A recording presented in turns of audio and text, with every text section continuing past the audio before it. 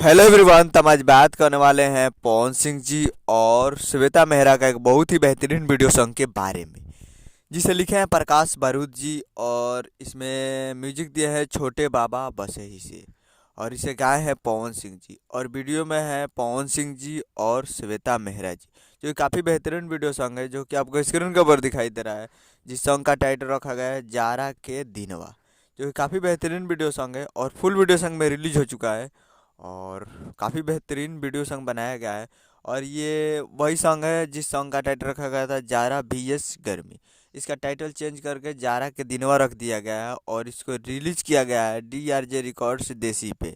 DRJ records देसी पे Zara VS गर्मी DRJ records Bhojpuri YouTube channel पर रिलीज हुआ, और जारा के दिनवा DRJ रिकॉर्ड्स पे हुआ है। तो आप लोग जाइए और जाकर इसे DRJ रिकॉर्ड्स देसी पे या DRJ रिकॉर्ड्स पे जाकर इसे फुल वीडियो सॉन्ग जाकर आप देख सकते हैं, जो कि काफ़ी बेहतरीन वीडियो सॉन्ग बनाया गया है। तो जाइए और जाकर देखिए। उम्मीद करें वीडियो अच्छा लगा, चैनल से मिलता है। जय हिंद, जय भोजपुरी।